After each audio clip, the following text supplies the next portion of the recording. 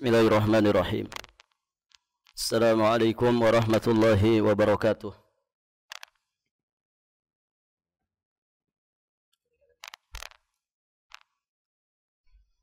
Alhamdulillahi rabbil alamin. Wassalatu wassalamu ala ashrafil anbiya'i wa imamil mursalin, nabiyyina Muhammadin alaihi afdalus salati wa atammu taslim, wa ala alihi wa ashabihi ajma'in wa sallama tasliman mazidan ila yaumiddin, thumma amma ba'd. Allahumma inna nas'aluka ilman nafi'an wa na'udzu bika min ilmin la yanfa'. Para hadirin jamaah salat zuhur rahimani wa rahimakumullah. Alhamdulillah, pada kesempatan siang hari ini Allah Subhanahu wa taala memberikan kemudahan kepada kita semua untuk melanjutkan pelajaran kita, dan kita masih di pembahasan tentang zikrul maut. Poin pertama sudah kita bahas, yakni tentang motivasi mengingat kematian.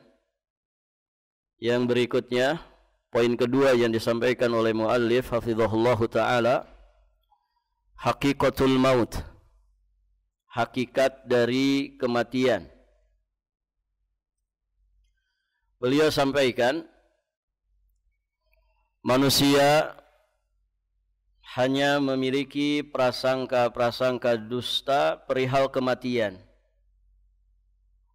Mereka telah melakukan kesalahan di dalamnya.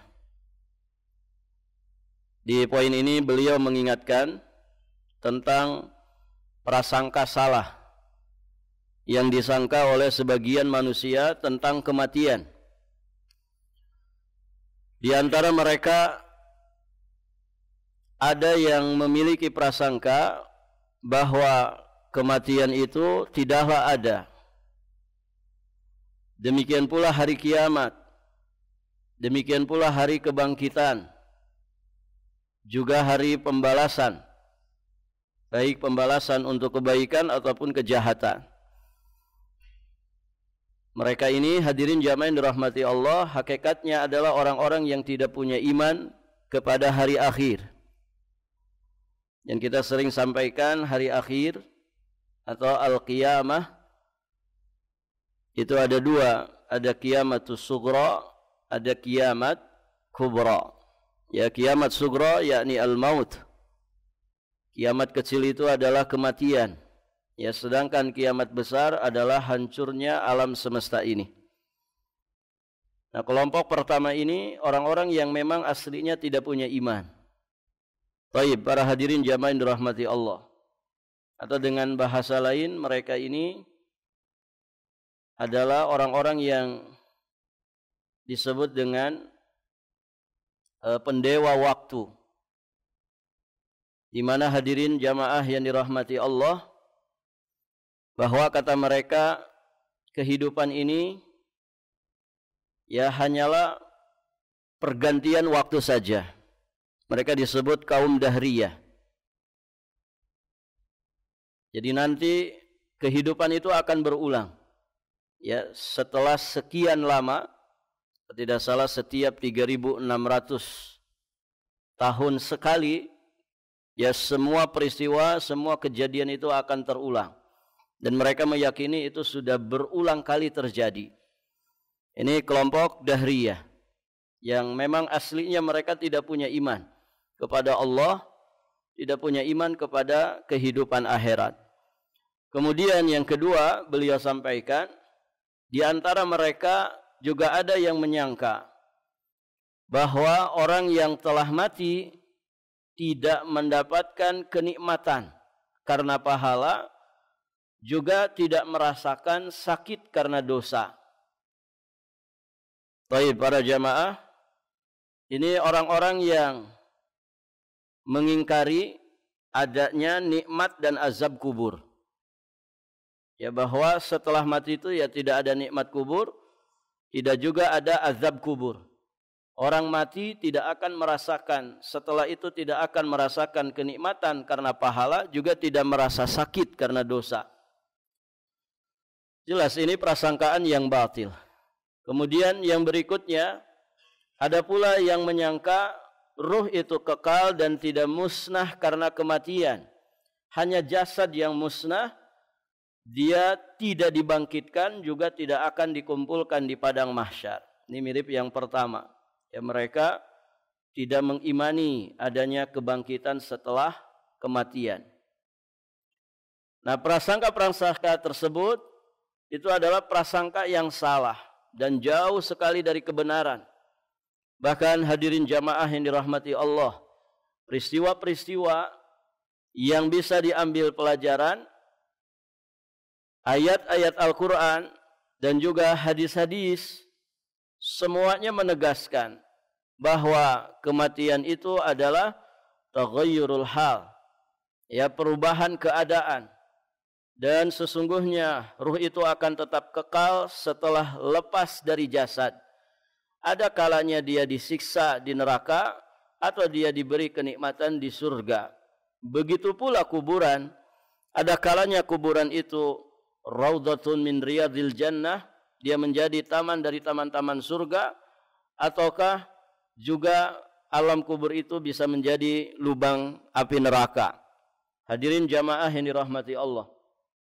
Nah, itulah yang ditetapkan di dalam syariat kita, ya, bahwa ruh itu, hadirin jamaah yang dirahmati Allah, setelah lepas dari jasadnya, maka dia akan tetap ada, namun dia akan mendapatkan perhitungan. Ya, bisa jadi dia mendapatkan nikmat kubur, ada kalanya juga dia mendapatkan siksa kubur, untuk kemudian dibangkitkan, dihisab, ya, pada hari itu. Kemudian dia akan mengalami beragam macam peristiwa, ya, perjalanan kehidupan akhirat sampai akhirnya finish, apakah di surga ataukah di neraka. Baik. Kemudian poin yang ketiga yang beliau sampaikan, fal mautu taghayyuru halin. Kematian itu adalah perubahan keadaan. Kematian adalah perubahan keadaan. Jelas, ya. Al-hayat dengan al-maut tentu berbeda.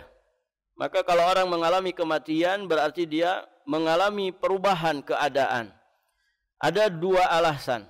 Pertama, orang yang sudah mati, kedua mata, kedua telinga, tangan, kaki, lidah, dan semua anggota tubuhnya akan diambil darinya.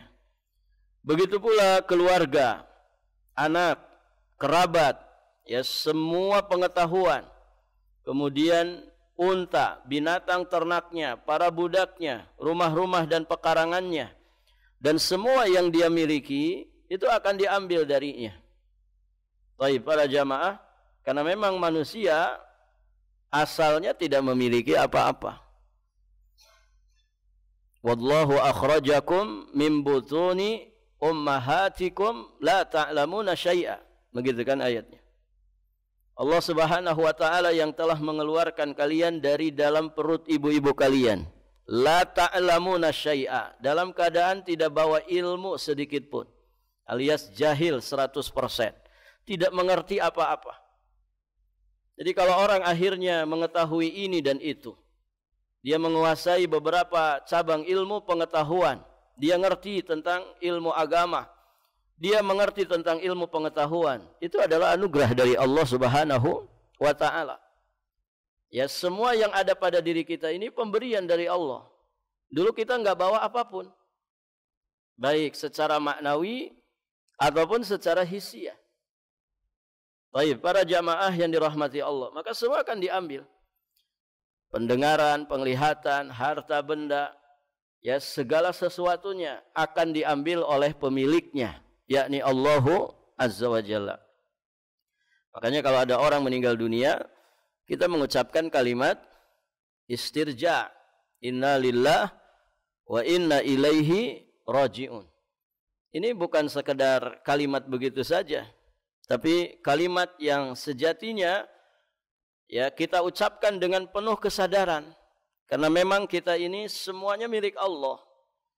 Apa yang ada pada diri kita, lahir batin, dan apa yang ada di sekitar kita, yang versi kita sebagai manusia, itu katanya milik kita atas nama kita. Sejatinya itu semua pemberian dari Allah.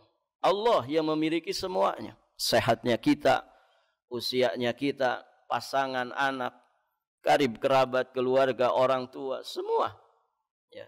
Harta benda, perhiasan yang ada pada diri kita. Ini semuanya milik Allah. Inna lillah wa inna ilaihi raji'un. Dan sesungguhnya hanya kepadanya lah kita itu akan dikembalikan.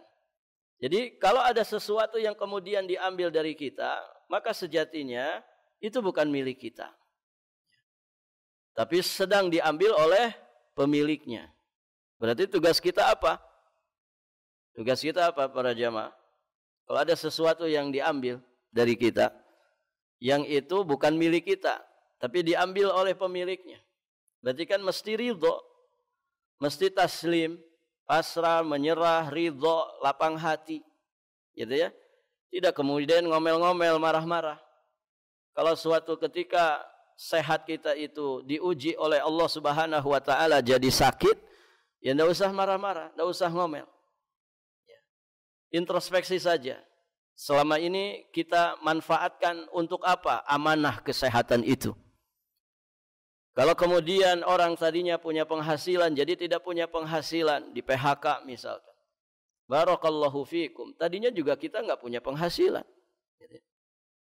Tinggal kita introspeksi, ketika kita berpenghasilan, amanah itu dipakai untuk apa? Digunakan untuk apa? Dan demikian seterusnya. Baik, para jamaah yang dirahmati Allah Subhanahu wa taala. Maka ya aneh kalau ada orang dititipi sesuatu, diamanahi sesuatu, kemudian suatu ketika pemiliknya itu mengambilnya dari kita. Kemudian dia marah-marah. Marah-marah, tidak terima. Dan dia merasa bahwa itu miliknya.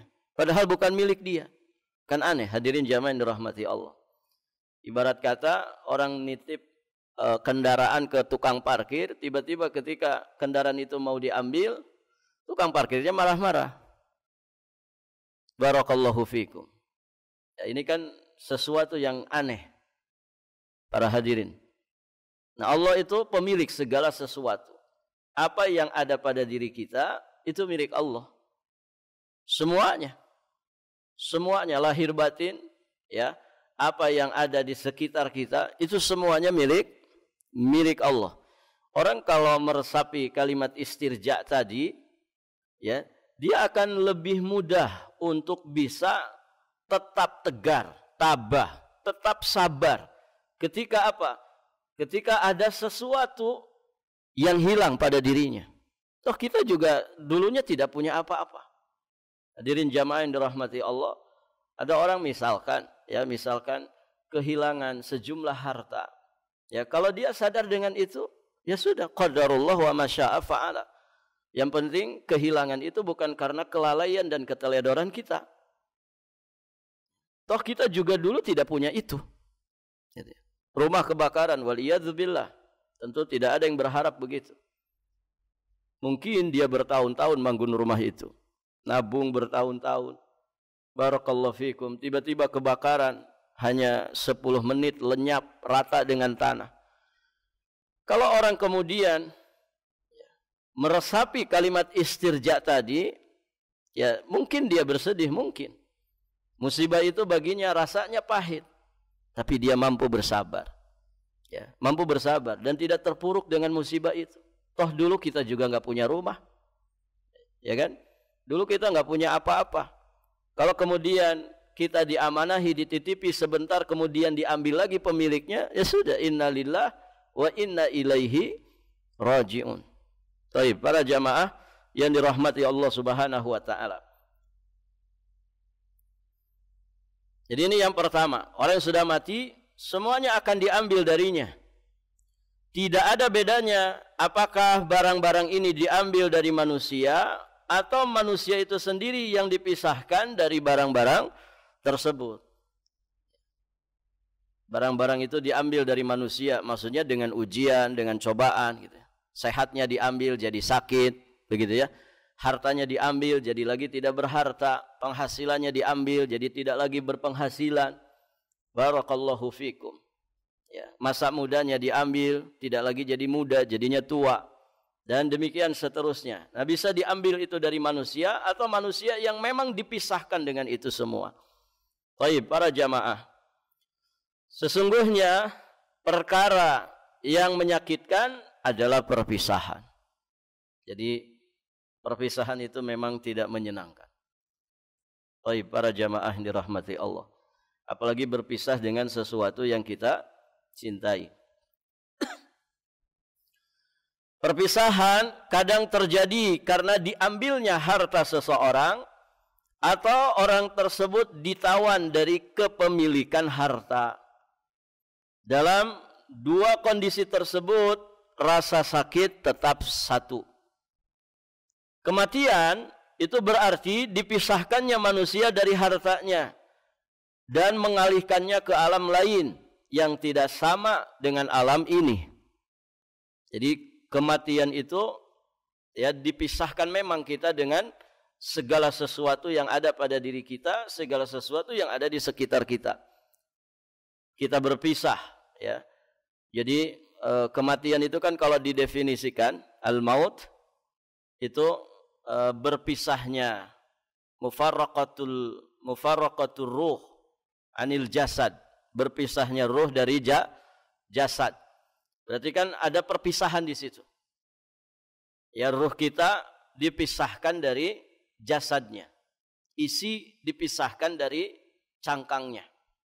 Barakallahu fikum. Nah, kita kalau masih hidup begini berarti masih ada unsur jasad, masih ada unsur ruh. Nah, kalau orang mati terjadi perpisahan, perbedaan keadaan. Ruhnya itu dipisahkan dari jasadnya. Sehingga hadirin jamaah yang dirahmati Allah, otomatis juga kita ini berpisah dengan dunia. Makanya kan orang yang mendapatkan al-maut ya bisa juga dikatakan orang yang meninggal apa? Meninggal dunia, kan begitu. Orang yang meninggalkan dunia, berarti dia sudah tidak ada lagi di dunia. Dia dipisahkan dengan dunia untuk beralih kemana? Ke alam yang berbeda dengan alam dunia. Namanya alam kubur, namanya alam barzah. Wa mi waraihim barzakhun ila yaumi yub'atsun. Dia alam antara dunia dan juga akhirat. Di mana? Allahu a'lam. Ini alam gaib. Jadi alam kubur itu bukan kuburan. Alam kubur itu bukan makam. Alam kuburan itu bukan tempat orang dikuburkan. Tempat orang dikuburkan itu namanya alam dunia. Ya, karena kasat mata, kelihatan. Taib, para hadirin jamaah yang dirahmati Allah. Bila di dunia ini dia memiliki sesuatu yang disenangi serta membuatnya merasa tenang dan diperhitungkan keberadaannya, kematian itu akan dirasa sangat menyedihkan dan menyengsarakan karena harus berpisah dengannya. Baik, para jamaah.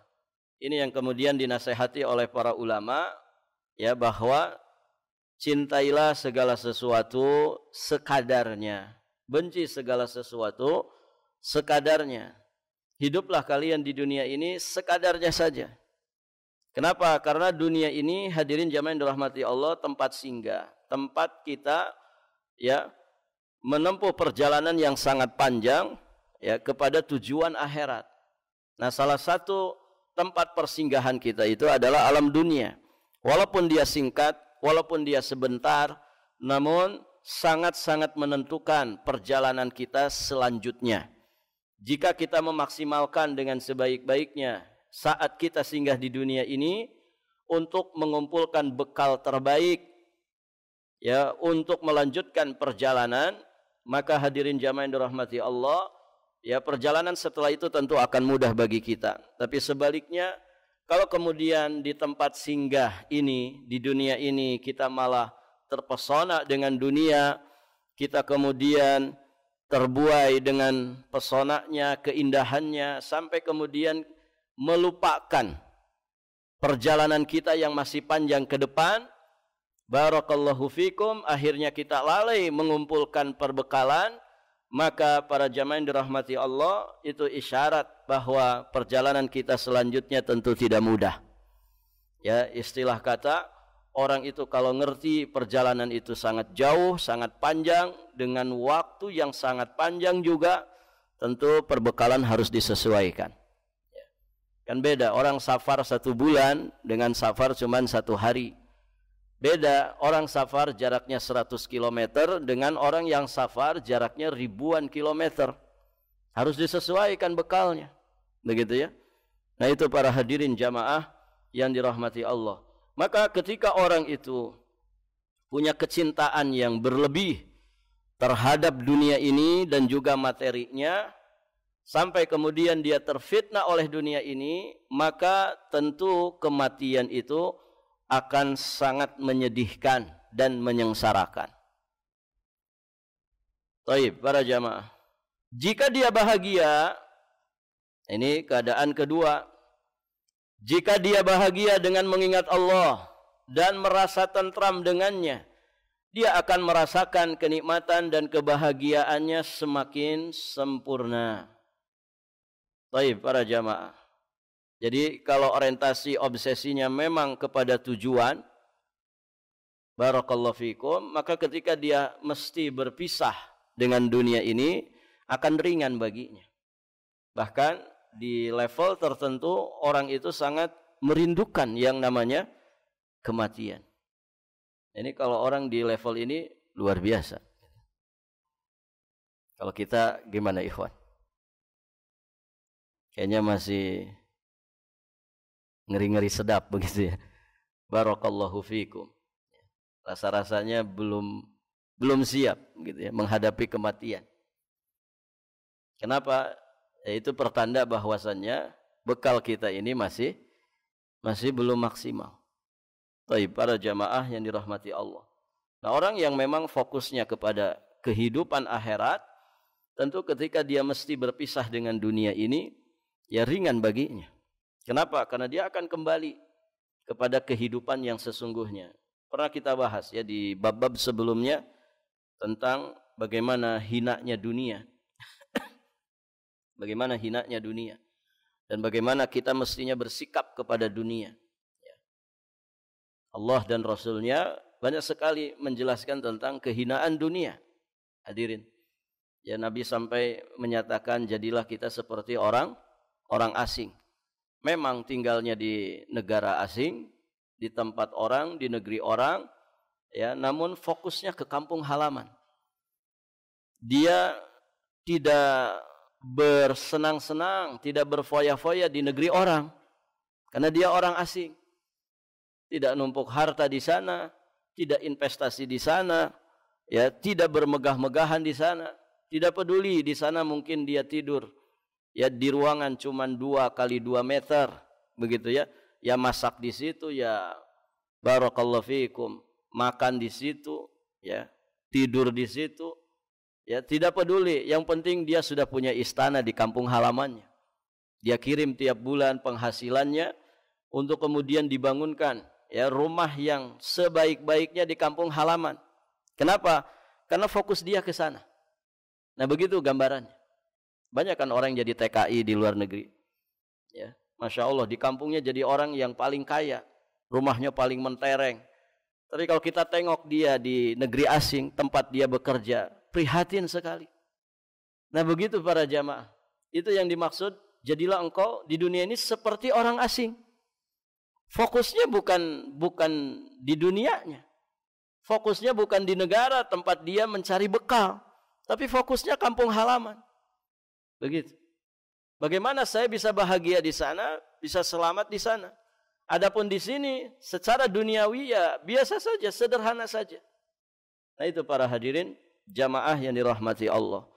Dan dia juga tidak tergoda dengan kemewahan, dengan kemegahan. Kenapa? Fokusnya adalah bagaimana dia nanti pulang ke kampung halamannya. mendapatkan segala sesuatu yang menjadi hasil dari jerih payahnya di negeri asing. Baik, para jamaah yang dirahmati Allah Subhanahu wa taala. Demikian pula saat dia dibiarkan menyendiri bersama kekasihnya serta segala rintangan dan aral diputus darinya. Sebab dunia membuatnya lalai dari mengingat Allah. Inilah satu sisi perbedaan antara kondisi kematian dan kondisi kehidupan. Baik, para jamaah yang dirahmati Allah. Jadi berbeda ya keadaan kehidupan dengan kematian. Al-maut dan al-hayat itu tentu sangat berbeda. Nah ini alasan pertama. Kemudian alasan yang kedua, bahwa maut itu adalah perubahan keadaan. Dengan kematian, semua yang tidak terungkap ketika hidup itu menjadi terungkap. Ya, seperti sesuatu yang tidak terlihat ketika tidur akan terlihat oleh orang yang sedang terjaga. Saat ini seluruh manusia seperti dalam keadaan tidur, dan ketika sudah meninggal mereka baru terbangun. Pertama kali yang terungkap oleh orang yang mati adalah apa yang bermanfaat dan berbahaya baginya dari kebaikan dan kejelekan-kejelekan. Setiap kali melihat kejelekannya, dia pun merasa sedih terhadapnya. Sementara orang beriman akan melihat luasnya keagungan Allah Subhanahu wa taala setelah mati. Barakallahu fikum.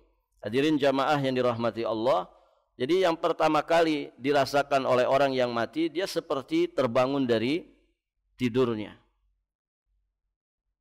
Begitu ya. Artinya kebanyakan manusia mungkin seperti itu. Nampak segala sesuatu yang pernah dikerjakannya dari keburukan ataupun kebaikan. Faman ya'mal mithqala dzarratin khairan yarah wa man ya'mal mithqala dzarratin syarran yarah. Hadirin jamaah yang dirahmati Allah, ada kisah ya orang meneliti orang-orang yang pernah mereka bilang pernah merasakan kematian tapi akhirnya hidup lagi. Begitu ya. Ya mungkin sebetulnya bukan mati gitu ya. Istilahnya orang bilang mati suri. Jadi ada pertanyaan yang kemudian menggelitik, sebetulnya orang kalau mati itu kemana? Setelah mati itu mau kemana? Manusia itu pada kemana setelah mereka mati?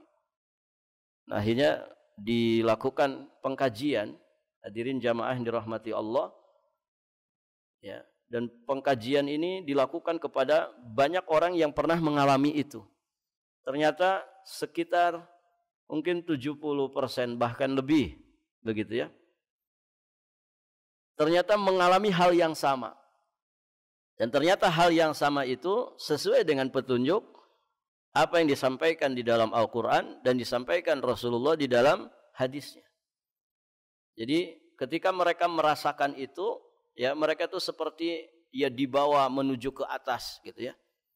Kemudian tidak ada yang nampak ketika mereka pertama kali merasa lepas dari jasad itu, ya kecuali semua perbuatan yang mereka lakukan ketika di dunia. Begitu ya. Apakah itu kebaikan ataukah keburukan? Dan ternyata hadirin jamaah yang dirahmati Allah, semuanya merasakan itu. Hanya sedikit saja yang kemudian berbeda testimoninya. Baik, para jamaah yang dirahmati Allah Subhanahu wa taala. Jadi manusia ketika nanti mengalami kematian, maka hadirin jamaah yang dirahmati Allah, pertama yang akan terungkap oleh mereka itu adalah semua perbuatannya. Semua perbuatan yang mereka kerjakan selama di alam dunia. Itu yang pertama kali teringat. Artinya apa? Ini di hadapannya sebentar lagi akan ada perhitungan. Akan ada perhitungan. Kebaikannya akan dibalas dengan kebaikan, keburukannya akan diganjar dengan siksaan. Maka hadirin jamaah yang dirahmati Allah, tentu perkara ini bukan perkara mudah, gitu ya. Dan ini sangat bergantung sekali kepada bagaimana persiapan dan kesiapan kita. Faman ya'rif bu'das safar ista'adda, kan begitu. Siapa yang mengetahui jauhnya perjalanan, maka dia akan bersiap-siap dengan maksimal. Hadirin jamaah yang dirahmati Allah Subhanahu wa taala. Jadi setiap kali dia melihat kejelekannya, dia pun merasa sedih terhadapnya. Sementara orang beriman akan melihat luasnya keagungan Allah setelah wafat. Kalau diibaratkan dengan kematian, dunia itu seperti penjara yang sempit. Sementara penghuninya itu bagaikan tawanan di rumah yang gelap dan sempit. Lalu dibukakan untuknya pintu menuju taman yang sangat luas, sehingga matanya tidak mampu memandang hingga ujungnya. Di dalam taman tersebut aneka ragam pohon dan burung, sehingga dia tidak mau lagi kembali ke penjara yang gelap gulita itu. Ini bagi siapa? Bagi orang-orang beriman, bagi mereka yang beramal soleh, bagi mereka yang punya perbekalan takwa, ya ketika menghadapi kematian. Hadirin jamaah yang dirahmati Allah, maka mereka merasakan kenikmatan. Justru ya sebagaimana di riwayat Barra bin Azib radhiyallahu taala anhu tentang perjalanan ruh, ya ketika ruh itu dicabut, ya kemudian ruh itu kemudian dikembalikan ke jasad, kemudian ditanya oleh malaikat Munkar dan Nakir, dan peristiwa-peristiwa yang lain ya tentang alam kubur.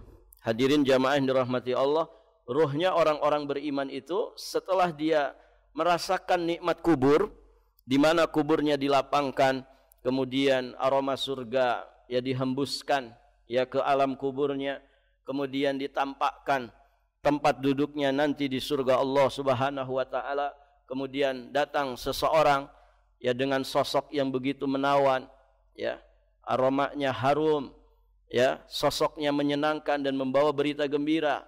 Ketika ditanya man anta, siapa engkau, maka kemudian sosok tadi menjawab ana amalukas saleh, aku adalah amal solehmu ketika di dunia.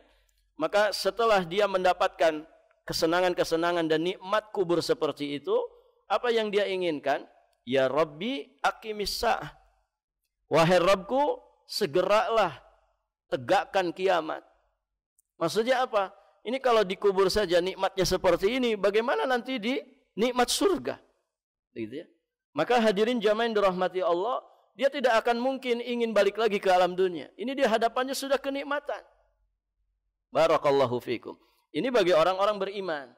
Adapun bagi orang-orang kafir yang tidak punya bekal, bahkan hadirin jamaah yang dirahmati Allah, dia sia-siakan kehidupannya di dunia dengan segala keburukan, dosa, kekufuran, kesyirikan. Maka hadirin jamaah yang dirahmati Allah, ya, ketika mereka mendapatkan kematian dan mendapatkan apa yang semestinya mereka dapatkan dari siksa kubur yang menjadi kebalikan daripada nikmat kubur, apa yang mereka inginkan hadirin? Rabbirji'uni. Mereka ingin balik ke alam dunia. Ya kalau orang-orang beriman justru ke depan. Tapi kalau orang-orang kafir, mereka ingin balik lagi. Kenapa? Kenapa? Karena mereka tahu bahwa apa yang mereka dapatkan nanti di siksa neraka lebih dahsyat. Dan ternyata untuk memperbaiki itu hanya dengan cara kita balik lagi ke alam dunia. Karena kesempatan untuk beramal soleh, kesempatan untuk membekali diri itu hanya ada di dunia. Al-yaum amalun bila hisab. Pada hari ini saat kita di dunia yang ada adalah amal, tidak ada hisab. Makanya ya jangan kaget kalau ada orang semakin menyimpang, semakin dia leluasa dan begitu bebas. Seolah-olah tidak ada orang mengusiknya, tidak terkena jerat hukum apa-apa. Karena di dunia hanya amal. Apakah amal soleh ataukah amal yang salah? Begitu kan? Enggak ada hisab. Ya. Orang sudah dihisab saja ketika di penjara bisa enak-enak gitu. Ada yang korupsi sekian T itu. Berapa dendanya, Pak? 5.000 gitu ya. Orang yang cuman melihara binatang di penjaranya luar biasa, dendanya mengerikan. Begitu kan? Barakallahu fikum, para hadirin jamaah yang dirahmati Allah. Nah, orang-orang yang seperti itu ketika didatangi kematian, Maka mereka tidak mau melanjutkan ke perjalanan berikutnya. Apa yang mereka katakan? Ya Rabbi la tuqimis sa'ah. Wahai Rabbku, jangan kau tegakkan kiamat. Ini siksa kubur saja sudah mengerikan bagi kami. Yang ada, tolong kembalikan kami ke dunia. Rabbirji'uni la'alli a'malu salihan fima taraktu. Supaya aku bisa beramal soleh yang dulu aku tinggalkan. Berarti mereka sadar ketika itu bahwa amalnya salah ketika di dunia. Ya, di ayat yang lain dikatakan fa as-saddaqa wa akum minas salihin, supaya aku bisa bersedekah di dunia dan supaya aku bisa jadi orang soleh di dunia. Mereka pengen balik ke alam dunia. Itu orang-orang kafir. Ya. Orang-orang yang matinya su'ul khatimah. Wal iyadzu billah. Jadi bagi mereka dunia itu menjadi segala-galanya. Tapi ketika mereka ada di dunia, ya mereka menyia-nyiakannya. Setelah mati baru kerasa bahwa dunia itu segala-galanya bagi mereka. Nasallallahu al-afwa wal afiyah wassalamah. Hadirin jamaah yang dirahmati Allah. Mungkin sampai di sini dulu pelajaran kita. Nanti di poin keempat, insyaallah kita akan membahas dawahil maut ats-tsalath. 3 kengerian dari kematian. Baik, sampai di sini dulu. Insyaallah ta'ala nanti kita lanjutkan di kesempatan berikutnya. Poin berikutnya agak panjang. Insyaallah nanti Sabtu depan. Oh ya, mohon izin. Sabtu depan anak mohon izin ya, belum bisa hadir. Mau ke Batu Kajang. Sabtu pagi mungkin pulangnya. Sepertinya nggak akan kekejar. Jadi ana mohon izin biar Sabtu depan kita libur dulu. Baik para jamaah, sampai di sini kita akhiri dan kita tutup dengan doa kafaratul majlis. Subhanakallahumma bihamdik asyhadu an la ilaha illa anta astaghfiruka wa atubu ilaik. Assalamualaikum warahmatullahi wabarakatuh.